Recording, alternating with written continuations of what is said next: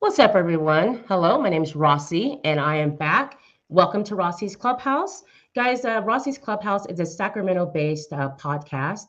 And what I do is I focus on interviewing all of the up and coming talent here in Sacramento, California. So I have a special guest with me tonight. His name is Trevor Harris. He's a writer and director, and we're going to talk a little bit to him and about him and with him about everything that he has going on, you guys. All right. So let's meet Trevor. Hi, Hello. Trevor. How are you doing? Good. I'm doing great. How are you? I'm doing really good. Thank you. So Trevor and I were backstage and we're talking. I'm getting to know him. So before we get into it, Trevor, why don't you tell us just a little bit about yourself before we get started with the interview? Oh man, I'm just I'm a writer, I guess. Love to write. I'm never not thinking about something. I just finished school. I just actually made a movie. We were talking about this. I'm looking for work. I'm broke as shit, unemployed. I just making movies. I call it my train set. Just kind of doing my thing. Yeah, I get about me. I don't know. Yeah, I really like doing this. I was really excited to talk about doing it. That's really Nice. cool. But yeah, no, I guess I'm a writer. I'm a writer and a director. Okay. I direct so I can see the things that I write come to life because no one else is going to do it. And Right. that's it's kind of me, just constantly kind of dreaming. So when did you start getting into writing though? Oh man, I've always been into writing. I remember being in like elementary school and being told to like write a short story for the first time. And I think like that was an insanely formative moment. I think I wrote about people on a boat. I think was Okay. the first like original thing I ever wrote. I don't know what it was about, but I was hooked from that moment on. And like, I would do that. And like as a kid, I wrote a little bit and then, I turned into like a cynical teenager and all Okay. that stuff and went off and for 15 years of my life just didn't write a word. Just talked about Really? writing. I would, Okay. I would sometimes get down and get, write some stuff. And then I think I was about 25 and I went, man, you're so full of shit. Like maybe start actually writing instead of just talking about it. And then I started writing about sports. Really? I was super into basketball and I wrote a lot of basketball, I wrote a lot of articles. I had the opportunity to write for like a really small publication that since Nice. gone, produced a podcast for them. And I was like, oh, I like to Nice. write the news. So I ended up going to school for like journalism and stuff like Wow. that. But I think last year I had written other stuff or tried, but I mean, there was no commitment. And then I think like last year I was like, no, I'm going to do it. I'm going to really do it. And so for in a year, I guess that's where I'm at now. It's just really taking it seriously and trying to craft. Okay. Would were you like afraid of success with writing, or was it just something that you knew you liked to do, but you weren't sure if it like was something that you wanted to really take serious? It's a really interesting question. I think I made a lot of excuses to not pursue it. I think that would be the way that I would describe it. I Okay. think like I knew I wanted to do it, but there was this pragmatism in me that was like, no way that that's going to ever sustain you. Like Right. that, no one cares. No one cares how good of a writer you are. No one gives a shit. So it's like, well, okay. Like, and you watch how journalism has kind of gone the way of the dodo in a lot of ways, and it's really sad. Absolutely. And it's not that journalism is bad. It's just that people don't respect it. And so, I mean, that's like really the big thing is like, we don't respect people who put the work in. Right.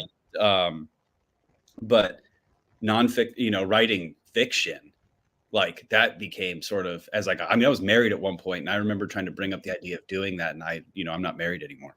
So, Okay. Okay. Okay.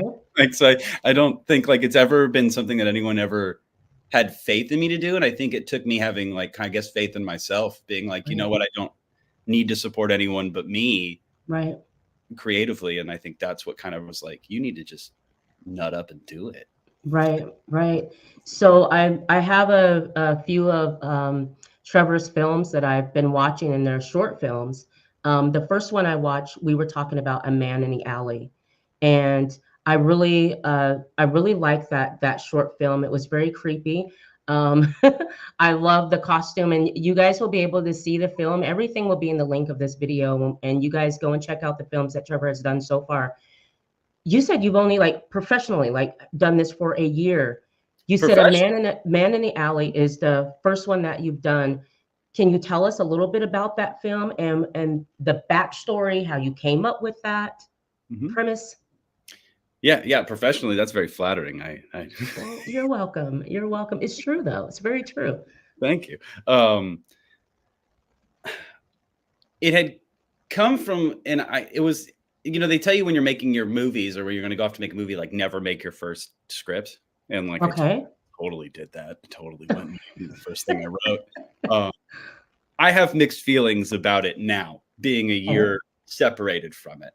But I had thought of an idea that involved like an alien and all this stuff. And then it ended up becoming a man in the alley. And it happened because I was out in my alleyway and I was just hanging out, having a drink.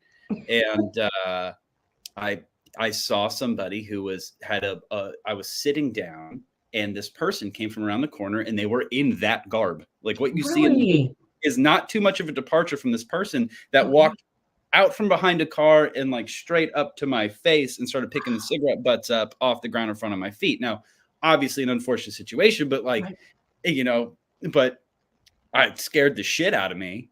And I went like, man, what if that person came for you? Like, and it kind of was able to take the other idea I was working on. And I thought to myself, if you want to make a horror movie and you've never made a horror movie before, let's try like a ghost in a white sheet and then see if we can make that work too. And I went and I bought a bedspread and some spray paint and yeah, you did a great job with, like, honestly, her name is Jennifer Young. She's out in Yuba City. She's amazing effects artist. She fine-tuned that. I mean, she took that thing and she made it. She really brought it. It is a gorgeous costume. It really is. Out of every, I think that the costume alone and seeing that thing just slowly dragging this piece, this costume that it's wearing, and then there's no face there, and how it comes up to you and it's just staring at you or staring at the character. There's just so many questions of, okay, what is it doing? Why is it following this person? But the costume got me because I remember thinking and pausing it and just looking at it and thinking to myself, that is so creepy. The costume alone is just so creepy in the way that it was done. It was just a great idea to have a horror film that there was no blood, there was no guts. It was just this thing that was following the character, and you guys will watch the movie and see, and you find out what ends up happening to that character, and just a great idea. How long did it go ahead? Oh, no, go ahead. What were you going to ask? No. I was going to ask, like, how long did it take to come up, to shoot that and so the pre-production on that is probably one of the most like important things that I think has ever happened to me as a person. Other than the person under the sheet, him and I have known each other for a long time, over a decade. Very good friends, very close friends. Everybody else in that movie, I did not know until I started to make that movie. I didn't know any of them. They were all strangers. And Ethan, who helped me produce that film, lives really close to me. And, over the course of the year, like him, I am very close to him. I find him to be just, he's just kept me level, kept my head out of the clouds, and allowed me to make that movie be as good as it was. And I'm so grateful for that. But I built a community out of that movie for myself. I mean, that already existed, but I was able to join a community of people like Austin, and the sound, the other person did the sound, Federico, and just everybody there I didn't know, and I bonded with them through. The actors were two stand-up comedians, Parker Newman and Roman Spinelli, are stand-up comedians, and I casted that movie by going to an open mic night and waiting for the two most miserable sets I could hear, and then asking them if they'd be in my movie because I needed two miserable dudes. As friends, or like really like, well, this works. This is great, and I cast them, and they jumped on board, and they committed. So you never get that with free talent. I learned. I was so like lucky with how that all worked out. And for the cinematographer, Sam Graydon, I have not worked, unfortunately, I haven't had the chance to work with him again, but he didn't know me. I found him on Google. I Googled Did you it. really? I Googled cinematographer. Because I was going to ask you, like, how do you collaborate with like the cinematographer to achieve like the visual style He that you taught me. wanted, you know? He taught me. I mean, I did a lot of preparation and like drew storyboards out, and I knew the shots I wanted. Like I Okay. knew where I wanted things to be, but he was able to digest that in real time. And we shot that movie over 2 days and Oh, 2 nights. okay. And I had to wheel and deal with the bar to get the bar to let me shoot back there. He's still Okay. pissed off until they close about me banging the heater. He hated that. They're out of business now. Who won? Right. But yeah, no, it was just it was really crazy. It was kind of like a whirlwind, and then it just like, and there was so much. I gave myself 2 months to prep, and then when it was all done, I was not prepared for like the come down off that. Okay. And Okay. I've come down off some things before, and I've never come down off something. And that was absolutely fucking insane. And I just remember I knew I would do it forever, even if it meant nothing. I would Okay. just never not do it again. But yeah, that whole experience making that film was really formative for me. I was going to Especially, ask you, like, once you saw it, when you saw your finished product, like what, like, and this is you who, was going to do it, not going to do it, like everything that you've gone through, and then get to a point to where, okay, I wrote it and I found the people I wanted, it's done. How did that make you feel as a new director, writer that finished a project? yes, that was awesome. It was Wasn't so I cool. bet.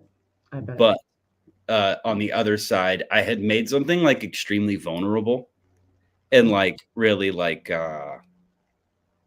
super personal and a little whiny.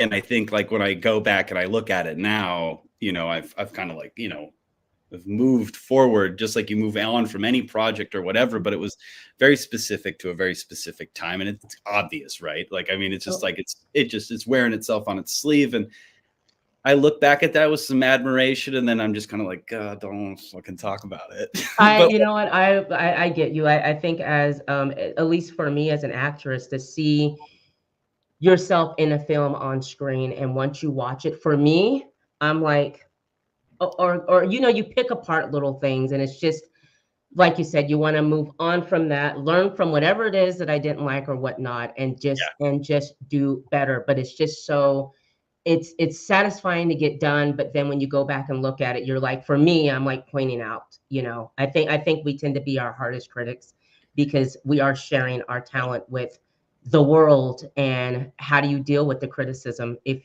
at all you've had any? I think I just felt really naked. Okay. Yes. Okay. Like I think that would be, I felt really naked, and then I was like, I rushed to kind of make Margarita Kill like pretty quickly after, because I was like, let's just brutalize someone's face. I can't believe, like, I get you feel that way about the film, but I'm telling you, I've shown this movie to my producer. Please watch this. First one I showed him was the A Man in the Alley, because Yeah, I just really liked it. I thought it was just thank really you. good, and showed it to my husband, talked to him about it, and was like, you got to see this film. Like, this guy's super talented. Like, tell me what you think about this film. And he watched it and was like, dude, that was freaking creepy. And we discussed it and everything. So Thank you. as someone who's watching it as a fan, I thought you did really good. Now Thank you. you bring up Margarita Kills, which is totally different. Let's talk about Margarita Kills. How long after you finished A Man in the Alley did you already have that script written, or was that? I was gonna do a movie about a guy who eats his friend's chest over a preseason game, like a preseason football game. Okay. And I spent like $1,000 on shit. I was just like ready Damn. to do it. And the day before the shoot, I lost a cinematographer, and such as, Damn. and so Yeah. sent a lot of stuff back to Amazon, took a pretty big loss. And I was like, and I had this itch. I was like, I have to fucking make something. I can't just sit here.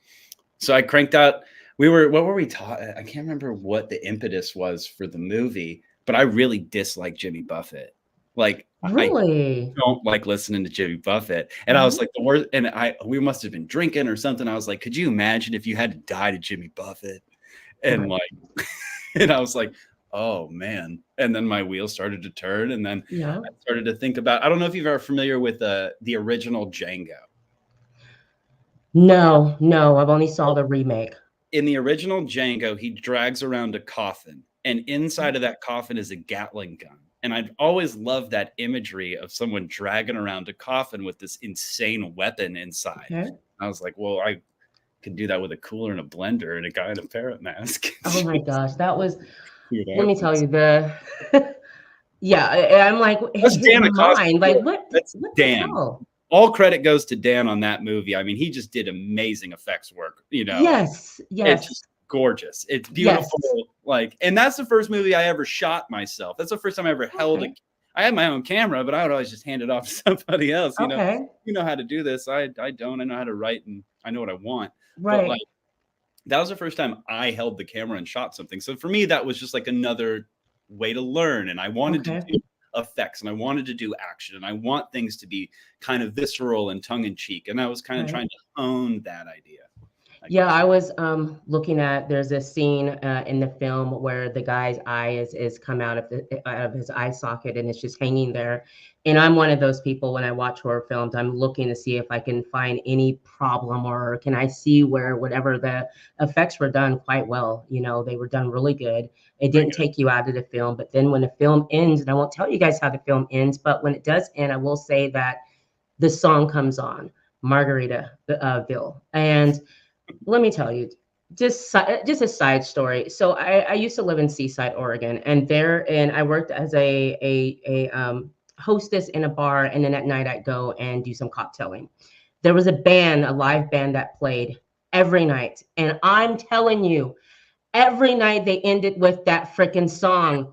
For 3 years, I would every night they would end with that song. So when that song came on at the end, I kind of tweaked a little because I it's don't been a blame you. while, but it I hate took me that back to that damn song. right? You know, Yes. you're my target demographic. I Oh hate my that song. gosh. You know how many times I had to listen to that thing editing the movie too? It's Oh, just I like, bet. You know how many times I'd have to, and I knew last song of the night, and I'm telling you, the locals loved it, and they'd wait for him to sing it. But as a cocktail server in that bar, and knowing that that song's coming on, so when I watch that film and it ends with that, first of all, I'm laughing because the film's good, but then that song comes on, and I just kind of tweak, and it took me back to that freaking song. So I get you just a second. I have someone here. Let's see. What's up, JoJo? And she says, hi, Rossi and Trevor. Hi, Joanne. Thanks for tuning in. Joanne's one of our biggest fans here. She makes sure she never misses a show. Thank you, JoJo. We really appreciate you tuning in thank tonight. you. There's another one. Thank you so much. Okay, so the newest film that we have is It'll Be All Right. You'll be all right. You'll Be All Right. Yep. Did you say that one you're still working on, or is that one? Yeah, I'm doing some sound design and then a little color grading on it, so it'll be a little more polished than it is now, but it's pretty much how it's going to be.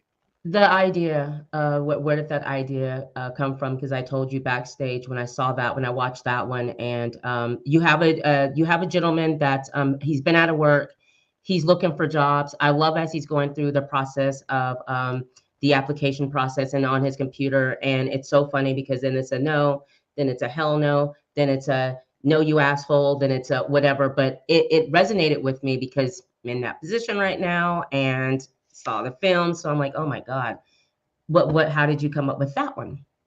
A long time ago, I had thought of just doing like this like 1 minute thing where somebody gets a knock on their door and that knock just gets closer to their bedroom. Like they're lying there at night and they get a knock on their door and they open the door, there's nobody there.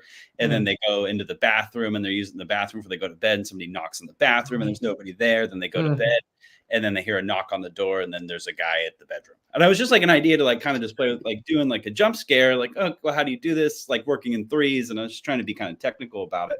Right. And then I wrote that movie 4.5 weeks ago. Okay. I Okay. wrote it and shot it a week later. Wow. And then edited it in about a week. and it's already there. I mean, it just like that thing kind of just, I had another idea I was working on, and then that one kind of slid in. I was like, hey, I can do this now. Right. People hopped on, and, you know, Zach was there. Ethan was Right. there. Michael's an amazing actor. He plays the older gentleman in the movie. He's just Okay. a gem. And then, yeah, no, it was a really cool experience. I had my friends come and help out. And like, that movie was really just birthed from, again, I need to do something. Okay. I'm working on a larger project, and it, you know, Okay. you're doing something larger, it requires more time and patience, and I don't have that. I'm a big fan of instant gratification. So it's like, I need to make something now. And this was interesting because it's the first time I ever edited a movie alone, you know, and I try to use each movie as an excuse to find a new technique to use and, you know, try to, you know, make the story better. But this one was a lot more personal. And I think you had asked me who the older gentleman is supposed to be. And that's it's a very interesting question. There is a lot of stuff in the movie, and maybe I'll come to find that it's pretentious. I'm not sure. There are a lot of things. You'll notice a picture of a boy and his father. You'll like, you know, there's this sort of, you know, these pictures and these little things. And for me, there's a lot of stuff from my grandparents around in the film. And that's not really for the audience. That's, I guess, I mean, it adds something, I guess, if you know that, but the hope is that it elicits sort of like an old feeling, and you kind of feel like this person's old, and you see this old man, and it's the idea, not necessarily that it's a ghost. Well, it's a ghost, it's clearly a ghost, but like somebody's been there before. You talked about how like you related to the film, and I, you know, like about it being about finding a job, and it's the idea that like everybody has been there. It doesn't matter who this guy is or who he isn't. He's been before, and he's watching him, and he knows that he's been there, and he's just like, I might be deader than dog shit, but I've been here before. And you know, you don't know what ghost is going to come haunt you. It could be like a bystander who's got nothing to do that week in Spirit Land, and he wants to hang out and make sure you'll be all right. And that's what's great about it is watching it a second time through. Remember, I told you the first time through, I didn't really notice the older man that was everywhere this guy was. So I watched it the second time, and it is one of those films where you probably watch it 1 or 2 times because you see things that you maybe didn't pay attention to. So second time around, I'm watching, I'm like, wait, that's the guy at the end of the film. And then I see him there, and I see him everywhere this guy is, and then eventually he is where he is at the end of the film. But I like that because I didn't see it, and then when I saw it, I'm like, okay. So I took him as a ghost, but he wasn't like a horrible ghost, or he wasn't there to hurt him, just, you know. And then at the end of the film, you feel good because you didn't realize everything will be all right. Yeah. And it's funny. I should call attention to the grammar of the title. Like I didn't know this at first. I figured this out in the process. But we always want to write all right like that. But like to say like you're gonna be all right would be ALL space right. But I do it like you'll be all right. Like yeah. At least you're not gonna be great. Yeah. But you'll be all right. But you'll be all right. Yeah, like I said, it resonated with me because when I saw that, and I'm like, yeah, I'm actually going through that right now. And yes, I will be. I absolutely will be. What's your creative process like, though? Well, manic. I don't think that. I think a psychiatrist would probably tell me to stop. I think this year I've written at least 7 shorts, and I also wrote a feature this year. So I also wrote a feature. I think it worked out to be about 300 pages from when I wrote to now. And like, I don't know if that's a lot or whatever, but that's what I've done. Okay. And I just don't stop. Like if I'm not like right now, I'm kind of in a cool down. I just finished that one. It's in post. Other people are working on it. I'm pretty creatively fulfilled today, but I'm starting to feel this like need to go, and I'll get back down on the computer and either find something that I've already written to tinker with, or to write something completely new because I've procrastinate. And I think I write a lot because I don't want to go back and tinker with something, and I write something new. And I don't know if that's good, but. Are you so your films so far all your films have been something that dealt with it's in like the horror film or thriller category. is your favorite type of films? Are they horror films? Is Yes. that what you okay? Yeah. Do you have any directors like horror film? Clive David, not Clive Davis. I'm sorry. Clive I'm Barker. thinking of music. Clive Barker. Yeah, yeah, yeah. Um, That's a really good question. thank you. Yeah, totally. Uh, I love garbage. Like I love bad horror movies a lot. Okay. But I also like Sam Raimi, and you go back to Evil Dead. I don't think there's many movies that are more like formidable for me than like Evil Dead. Oh yeah. I get put on the spot with these questions, but it always comes back to horror can be horrific and Yes. also be an experience, and it can also be a good time. Yeah. But I do also find value in like the punishing types of horror where there's psychologically like you're being dragged through. And you could go back to like, oh geez, but I always find a hard time in the moment to like say who I love the most. But like I think it always kind of goes back to Sam Raimi. And it's not that even his movies are my favorite horror movies. I mean, I love Evil Dead. That's really important to me. That's super. Absolutely. If I was to like make a list of the greatest horror movies ever made, it might make That the would top. be It might make the top 10. I don't even know if it right. would be the greatest horror movie ever made. I don't know, but I love the hands-on, do-it-yourself renegade style of making a movie. I don't have access to CGI. I'm not going to ever use artificial intelligence. I'm not going to use these things to make Right. my projects. And I love when you can take something and do it in camera and do a magic trick. I don't know. That's what I want to do. I don't know if I pulled that off yet, but I certainly like, that's the hope, is to just go back to like roots, practical, like guerrilla style filmmaking, and just, Okay. you know. I was I don't know if you saw I was talking to the ladies last week, Lauren and Lorna, and we were talking about the horror film Smile because Right. I love horror films, and I'm sure if you've seen that, what I loved about that was the psychological. You didn't. It was just a smile. Like out of the horror film was just a smile. That was the entity in the film, and I never really seen something like that. And I remember hearing about this film and like, Smile. What is that? And it was just very interesting. Do you like films like that, that it doesn't take a lot of blood and gore? It's just more of a, Yeah. I mean, I don't mind the blood and gore. Like I love the Hellraisers and all that. But when I saw that, it was just the premise of a smile. When you saw that, what did you think about that? Would you do something like that? Sorry, so Well, many questions on top of questions. no, totally. No, you're fine. I love when people can take something as simple as a smile and find a way to craft it into a sinister character arc. Right. That to me is really talented. I love the blood and guts as much as the next Yes. guy. I do have an affinity though I like the emotional side to horror. Yeah. Like when I was younger, I didn't really like movies like The Exorcist. I didn't like Okay.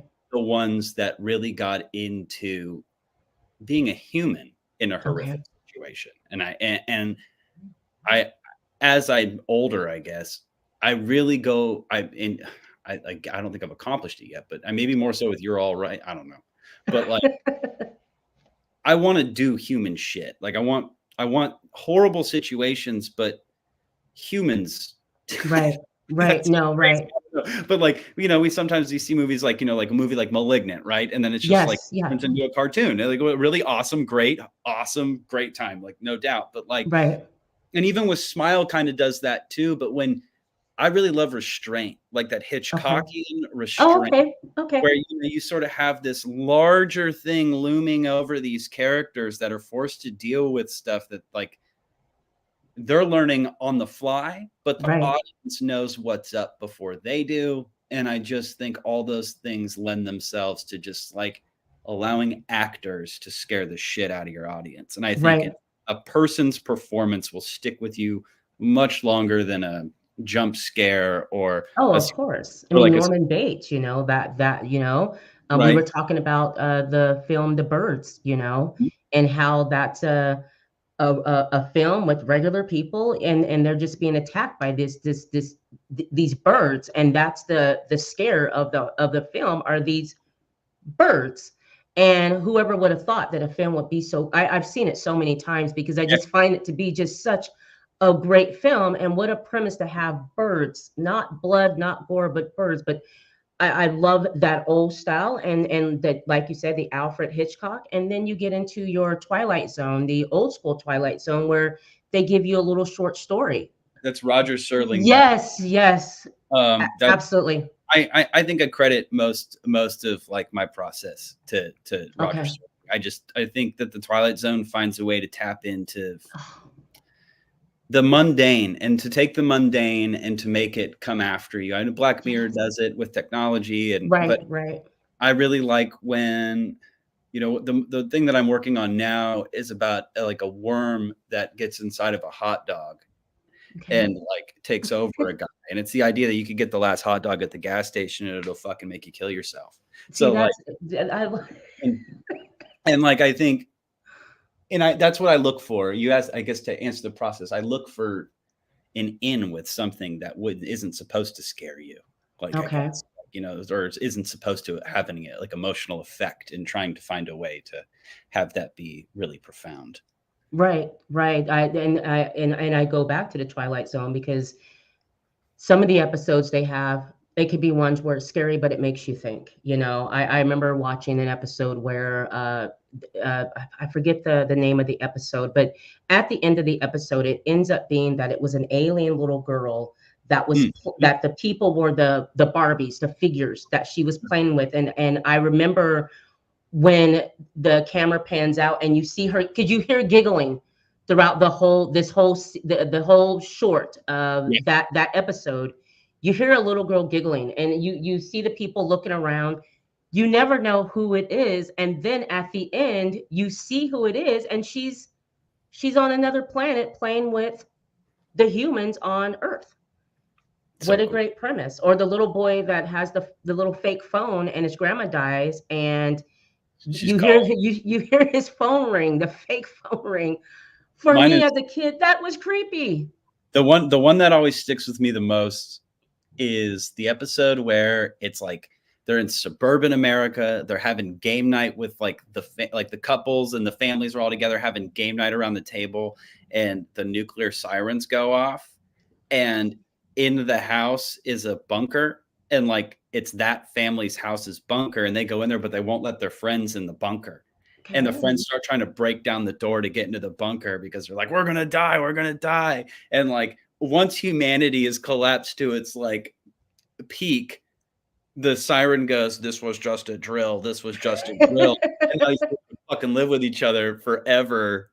and Right, and I'm like, that's horrifying. I have insane social anxiety, so when I see that happen, I'm like, that's the nightmare, man. right, That's it, you know. right, right, Losing my glasses in the apocalypse, that could fix that, but I can't fix my neighbor. right. Yeah, I remember that, losing the glasses. That episode, the guy that loved to read the books, and ends up in this world by himself, where he's surrounded by many books, and then And his nothing but glasses break. time. Nothing but time. No, nothing but time. Yes. So, are there other movies that you can think of that influence? Okay, I want to take that and I want to play around with that premise. Yeah, I think like in long form, the City of God hit me like a ton of bricks when Okay. I was like, when I think it came out in 2006 or 5 or Okay. something. I remember being like 15 or 14 when I saw it. I saw story to me. I just see storytelling from like Okay. the most pure, and then being able to take these diversions that add to the story, but it's a totally isolated thing within your movie, and you have this sort of self-contained. Like at one point in City of God, this whole epic's playing out, and then they're talking about this apartment and all the people that have Okay. sold drugs in this apartment, and like when it started, and they go back in time and they're moving back forward, and they do this in about 4 minutes. We get Okay. this massive story, tons of information, all this context, and it's so kinetic and it's so cool. And then it just opens back up into the movie, and you're trucking again. And it's like being able to like throw wrenches into stories with more stories has always been really cool to me. So like when I do long form, I've gravitated toward like a lot of characters, like Okay. not just you know, when I do shorts, I try to make them more intimate and like, you know, focused on one or two people. But with I like that sort of ensemble cast where you don't quite sure, it's sort of an eggshell game, who is the main character, and allow Okay. that to be the tension. And I Okay. think that's a cool thing with City of God, is because you're more focused on who the, you know, who the antagonist is, and it's clear, then it's not clear, and it's a pretty cool Right. movie. But Right. that was a huge one for me. And Touch of Evil, always really, Orson Welles' Touch of Evil always really Let's stuck see with that. me. Just about crooked cops. I mean, it's super dated, but it's really cool. Once Upon a Time in the West, Yes, probably, yep, yep. and that's another big epic where you sort of have all these people just conniving. You know, there's kind of a Right. MacGuffin, but like everyone's working. Fargo. These Oh gosh, man, like, Fargo. and like that those to me are honestly like Wow. horror films in their own way, because it's just all these people trying to navigate this shit. Yes, yes. I remember I didn't watch Fargo for years after it came out because I didn't think it would be something I was into, and I ended up watching it, and wow, what a great story. But the storytelling, like you're saying, there's so many different characters that have so many things going on. I see why they would make it into a series. And so far, everyone I've watched, I think there was one season I didn't like, but everyone I watched, I have to say, I love the way that they tell their stories, and I love that there's many different characters and many different, storylines going on, but it all comes around to one person and who did it and whatnot. So I always look forward to that. I wanted to ask you, out of the three films that you made so far, which one would you say was the most challenging one so far that you've made? Oh, I would say the first one, just because I literally didn't know what I was doing. You know, I don't know if that makes it harder or easier. I don't know. Yeah, because you think, yeah, well, There was a lot of I put a lot of pressure on myself for the first one. okay, And I think this is like this is like a little PSA for anybody out there about to make their first movie. Um, it's a lot of work. It's a lot of work, and you got to manage yourself, because I I held myself to I think an unachievable standard. You know, you have okay, these expectations of what it's going to look like if I do the thing and I bring the people in and I make it look like this. It's going to be this, and probably right, not. It's probably not right. gonna be that. I mean, we don't have resources, we don't have things, and you know, I think that was a like I made the movie, I finished it, and man, is it as good as it could possibly have gotten, and that's I'm so grateful for that. But like, Right. it was a wake up call. It was like, this is what this is going to be, and Okay. that's a good thing. That's not any criticism toward anyone's time or talent. Right. Everybody, we are garage band filmmakers in Right. large part, and everything that we're doing, everyone is learning. Even Right. if none of us were learning, we'd all be pros and probably paid and not filming movies in my alleyway, which like, I've made 3 there now, and I I but again, though, it is so cool to team up with people that are all just at that level, and just Yeah. there's no pressures, right? You don't have a producer breathing down your neck. You just get to go make the movie with your Right. friends. You know, Right. just make the movie with your friends, make what you can make. But I didn't see it right away. I felt like I had a responsibility, and you do as a director to some degree. But like, I I thought I was gonna get something that certainly wasn't going to happen now. Okay. You know, and that was like, oh shit, here's the real world. So, like, as a writer and as a director, how do you stick to the script when you're filming? Are you one of those that just stick straight to the script Hmm. while shooting, you know?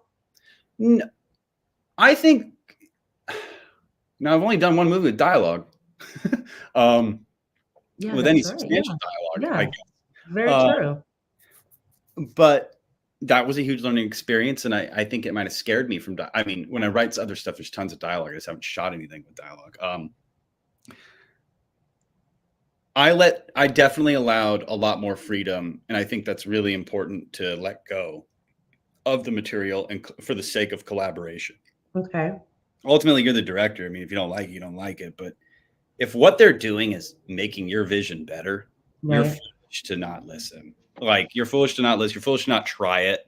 Right. In Man in the Alley, the opening part of the movie, what I had written dialogue wise was really repetitive. It was saying Okay. a lot of the same information over and over and over again.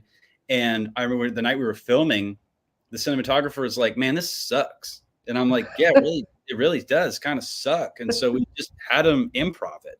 Like, just you Okay. know what the scene is, just go for it, you Right. know. And that's the scene that's the take that made the cut because Right. what I wrote sucked. And I mean, it was just like watching that happen, and you're like, "Oh man!" And you know, that was night of the shoot. That was, you know, I only get these guys for, you know, and Right.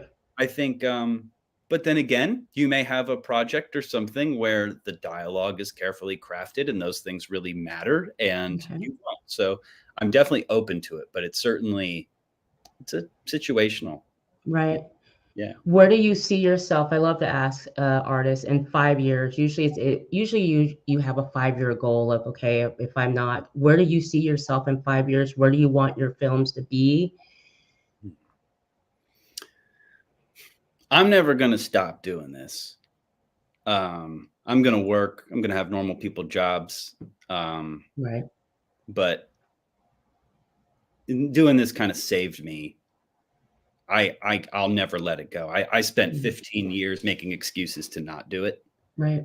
And life is short, Yeah. and I don't have a goal. I Okay. just want it to make a movie, always be making a movie, Right. and of course, always improving as a filmmaker and as a writer and Right. building out a bigger community. Those things matter to me. Like that's what matters. I Right. think the film industry is pretty unachievable. I think making it or doing that, it's just I don't know that's unachievable.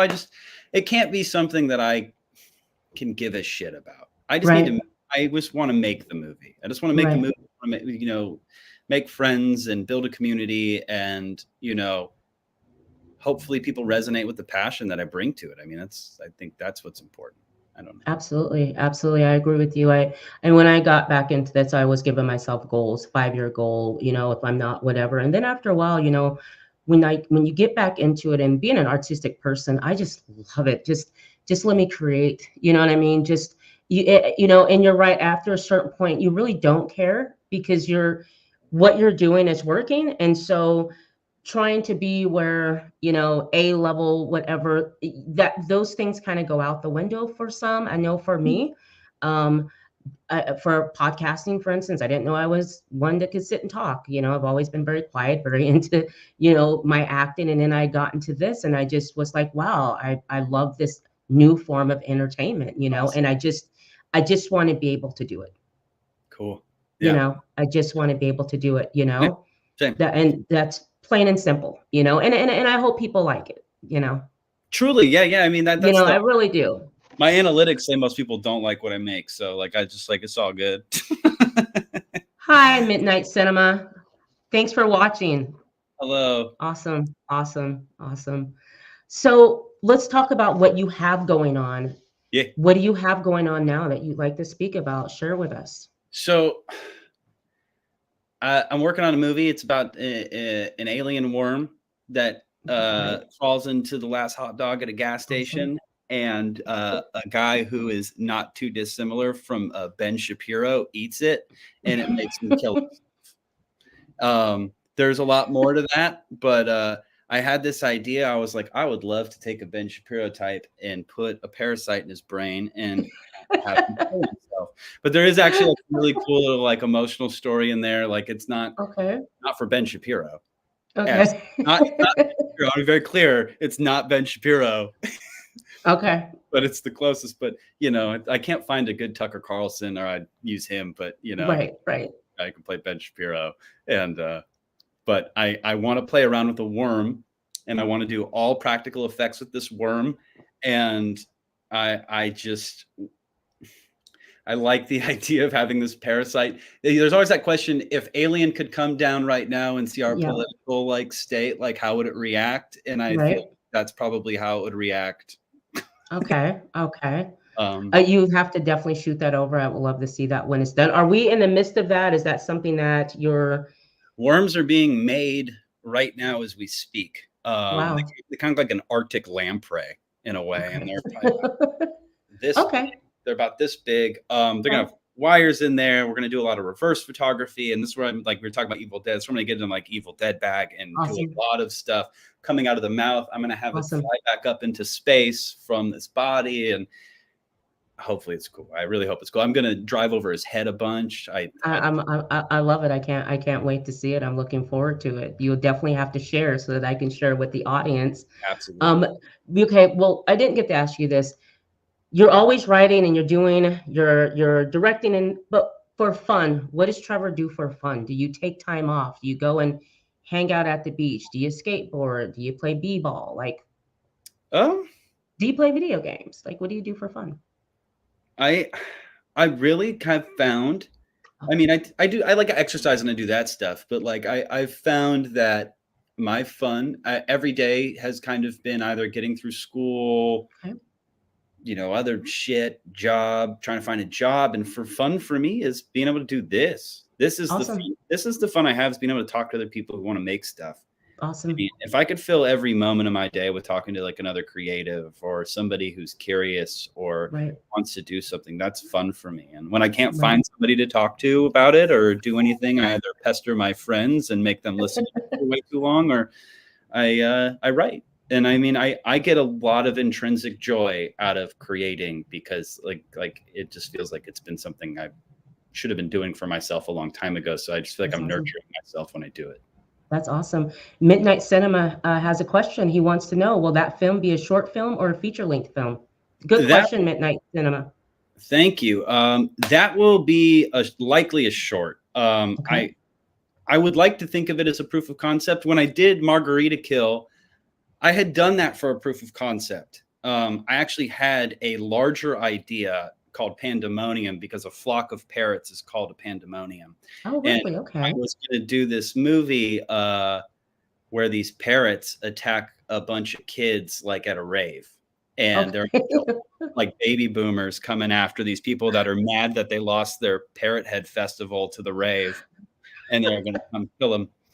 But it seemed in poor taste, so I didn't. I didn't do it now. Maybe some other time. But so like I'm back on the proof of concept wagon. So to answer the question in short, I'd imagine like a 15-minute, but with the Okay. hope that I could do an alien invasion movie. And it sounds a lot like Slither when I say it out loud, but this idea where these worms come down and just start Yeah. taking all these crazy January Sixers just seems like a great time to me. So Yeah. Yeah. that's Yeah. kind of Yeah. the direction I would go. Just like the idea of like a worm infestation at the RNC just sounds Oh, pretty wow. Oh, fucking, wow. yeah. Freaking awesome. I've enjoyed you. I've had a great time. I'm so happy that you were able to come on the show. I was looking forward to it. Shout outs, Yeah. anything else? No, I mean, anybody who helped me, make a movie, Zach, Austin, Ethan, Fed, Anthony, Erica, everybody. But it Dan Acosta, the makeup man. I mean, he's responsible for the feet and the eyeballs. Like, Okay. Dan's the man. Jennifer for the costume. But if anybody helped me get here, I mean, I'm cool. Like, Thank you all. yeah, Thank you all. thank you all. So guys, this is Trevor Harris. He is a director and he's a writer here in Sacramento. Hopefully he'll stay for a while because he's a Rolling Stone. He travels a lot. He's here and he's there, but he's in Sacramento right now. He's enjoying Sacramento. A lot of his films are made here in Sacramento. So you guys, all of his info will be in the link to this video. And I'll be sharing some shorts with you soon. I really appreciate you guys tuning in. And for those that are listening, thank you guys for tuning in and listening. Please give Rossi's Clubhouse a 5-star review. Let me know what you think about Rossi's Clubhouse. And I have a lot of great talent that will be coming on in April in Rossi's Clubhouse. So thank you so much. Please hit the subscribe. Please like. Inbox me at rossiesclubhouse@gmail.com. Also, you can catch me on Rossi Talks Wednesday nights. Guys, this Wednesday I have a video game show coming up. All the guys are coming back. We have Jason, we have Don Tucker, we have Trust, and we're going to do some gaming news. There's so much that's going on in gaming, so we're going to talk about some news and what's new in gaming. Also on April 1st, I will be with John DeGregorio for Movie Lovers Unite, and we will finally be reviewing a throwback movie, Twister. Is it Twister or whatever? Anyways, you ever know that Twister is His Girl Friday? No. Yeah, watch His Girl Friday, then watch Twister. Okay. All right. All right. All right. We'll be watching that movie on April 1st. And on April 17th, guys, I will be with John DeGregorio, Beth, and Backlook Cinema, and we're all going to be discussing the Breakfast Club. Okay, so there's a lot to come. Thank you so much, guys, and we look forward to seeing you all next time. Again, this is Trevor Harris. He has a lot of great ideas and a lot of good movies that he's going to be bringing us. I will share. Thank you, guys. Bye.